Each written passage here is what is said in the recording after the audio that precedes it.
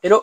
Aujourd'hui dans cette vidéo, je teste une nouvelle imprimante 3D, la Cetus 2 version Deluxe, s'il vous plaît. Oui, et version Deluxe, c'est pas moi qui le dis, c'est la marque. Une imprimante dual matériel, c'est-à-dire qu'on va pouvoir imprimer deux filaments en même temps sur un seul bloc de chauffe, sur un extrudeur, et ça sans bloc de purge. Oui, parce que comme tu le sais, ou comme tu ne le sais peut-être pas d'ailleurs, quand on a une imprimante multimatérielle, donc on imprime plusieurs filaments en même temps, on est souvent obligé d'imprimer en parallèle de notre pièce un bloc de purge, simplement qui va nous permettre de purger la buse pour éviter que les couleurs se chevauchent. L'avantage, cette imprimante-là, pas de bloc de purge. Spoiler alerte, est-ce que cette imprimante m'a plu? Et oh, absolument pas. Bien déçu même.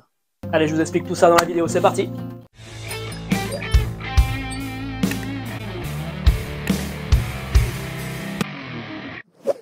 Allez, d'abord un rapide tour des pièces qu'on retrouve dans le carton. Alors, les câbles d'alimentation et un câble USB USB-C, une pince coupante, une spatule, deux échantillons de 50 g de PLA, un stick de colle, les outils de montage, les pièces de rechange, une micro-carte SD avec son adaptateur et la notice de montage.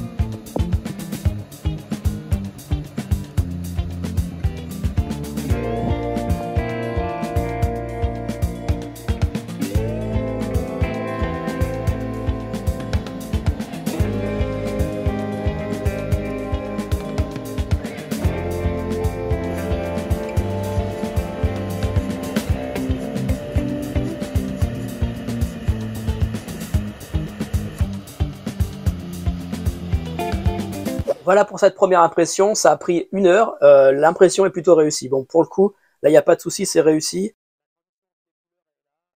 On voit qu'il y a un petit peu de sous-extrusion par endroit. La première couche est pas top, mais ça va, ça passe. Donc ce fichier-là, c'est le fichier que fournit Cetus sur la carte SD. Donc ce que je vais faire maintenant, c'est que je vais essayer d'imprimer mon propre fichier. Pour ça, je vais télécharger le STL sur Thingiverse. Je vais donc chercher un fichier multicolore. Bon, je vais plutôt opter pour une impression simple. Je vois qu'il y a ce mouton là avec 2 couleurs, ça ira très bien. Les formes sont plutôt simples, je pense qu'il ne devrait pas y avoir de soucis. Pour une première impression, on va rester sur du simple. Bon, c'est là où les choses se compliquent un petit peu, il va falloir installer le profil de la Cetus 2 dans Cura. Alors au début, je m'étais dit, je vais gruger un petit peu, je vais prendre le profil d'une autre imprimante, rajouter une option pour 2 extrudeurs, et puis ça devrait marcher. Mais non, pas du tout. Si on fait ça, on va obtenir un fichier G-code qui ne va pas être reconnu par l'imprimante. Heureusement, la marque a mis en place une vidéo bien détaillée sur YouTube, une courte vidéo de 5 minutes qui vous fait voir étape par étape comment ajouter le profil dans Cura. La marque a oublié de me dire qu'il y avait cette petite vidéo-là qui permettait d'installer le profil plus facilement. Donc j'ai déjà galéré plusieurs heures à essayer de faire par moi-même l'installation. Je me suis arraché les cheveux. Quand j'ai finalement demandé à la marque comment on faisait, ils m'ont dit « Ah oui, c'est vrai, on a mis une petite vidéo en ligne, regarde. » Merci. Et ça, évidemment, il y avait précisé nulle part dans la notice d'ailleurs qu'il faut mettre à jour la machine. Bref, continuons. Alors ensuite, je glisse tous mes fichiers STL dans Cura. Je fais un peu de propre, je sépare tous mes fichiers. Ensuite, j'assigne mes pièces à mon extrudeur, donc mon filament noir à mon extrudeur 2 et mon filament blanc à mon extrudeur 1. Ensuite, je sélectionne tous les modèles, modifier, fusionner les modèles.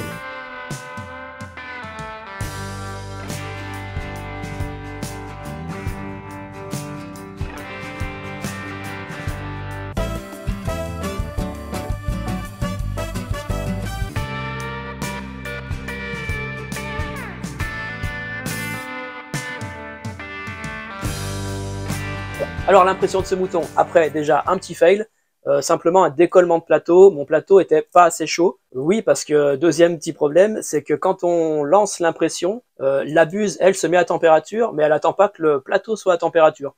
Elle y va, on s'en fout, on fonce. Le problème, c'est que le plateau, il n'était pas chaud, donc premier décollement. Alors pourquoi l'imprimante attend pas que le plateau soit à température? Certainement un souci dans le G-code, mais ça...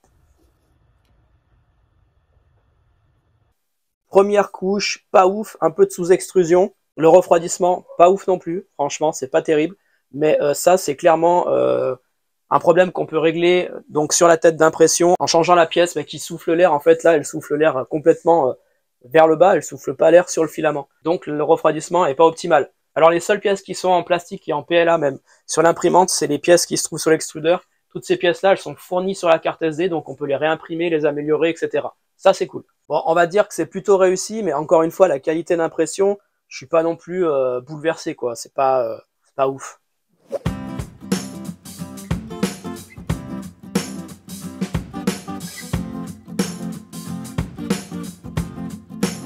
Deuxième essai en changeant de couleur, j'ai carrément eu un décalage de couche. Alors, je sais pas pourquoi, j'ai réimprimé exactement la même pièce sans rien changer au G-code. Cette fois-ci, ça marche.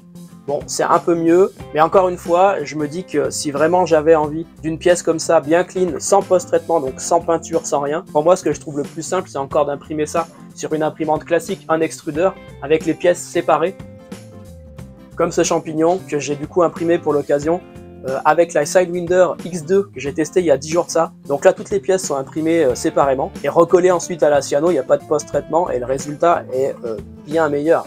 C'est incomparable. J'ai également réimprimé un fichier qui se trouvait sur la carte en utilisant encore d'autres filaments et donc effectivement on se rend compte que déjà il faut bien connaître ces filaments, bien connaître ces paramètres d'impression de chaque filament parce qu'à chaque fois que tu vas changer de filament, tu vas t'embarquer pour de nouveaux réglages. Encore une fois, ça fait vraiment le boulot, mais c'est pas une impression bouleversante, quoi. Là on est en 0,2. Alors attention, pour autant je ne peux pas dire que cette imprimante soit une mauvaise imprimante. Surtout quand on voit la qualité des matériaux utilisés, sur le papier elle a tout pour défoncer cette imprimante. C'est juste qu'elle est ultra dure, ultra compliquée à l'utiliser. Et que quand on voit ce que font à côté les autres marques avec des trucs ultra simplifiés, où ça marche du premier coup, et en fait c'est ce qu'on veut que ça marche du premier coup. Ouvert au grand public, là clairement on n'est pas sur du grand public.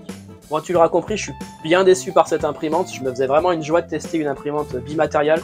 Quand on voit la K1, la Bamboo Lab qui est sortie, qui sont vraiment des imprimantes super, je me suis dit bah ça va être un peu dans la même lignée.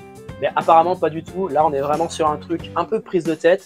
Je pense que cette imprimante peut être bonne, mais il va vraiment falloir se casser la tête à trouver les bons réglages. Alors le pire c'est que j'ai encore pas mal de points négatifs à dire sur cette imprimante. Vraiment je m'excuse auprès de la marque, mais par exemple l'interface est vraiment trop épurée, c'est-à-dire qu'on peut pas changer pendant l'impression la vitesse d'impression, la température, on peut rien rechanger au réglage. Tout se fait en amont dans le slicer. Encore une fois la température du plateau. J'imprime à 60 degrés, très franchement j'ai l'habitude de mettre ma main sur un plateau à 60 degrés, là pour moi ça monte pas à 60 degrés, donc déjà l'indicateur est un peu faux, je pense qu'il faudra plus taper sur les 70 pour avoir une réelle température à 60 degrés. Il y a un petit stick de colle fourni avec, au début je me disais ah, tiens c'est bizarre sur une surface comme ça en Ultra Base ça tient pourtant bien d'habitude les impressions, bon bah là effectivement il faut absolument utiliser le stick de colle, sans ça c'est mort. Et également, encore un dernier point négatif, après j'arrête, hein, promis. Le chargement de filament, il se fait à l'arrière de la machine. Donc déjà, il va falloir que tu tournes ta machine, qui fait quand même 15 kg. Donc en plus, si tu la ranges bien propre, si tu te fais un joli setup avec l'imprimante bien nickel, va falloir que tu laisses de la place pour la tourner. Et tu peux même pas dire de bricoler ça sans toucher ta machine, parce que le capteur de fin de filament, il est à l'arrière aussi. Donc le mieux, ça aurait été de tout déporter au-dessus ou sur les côtés.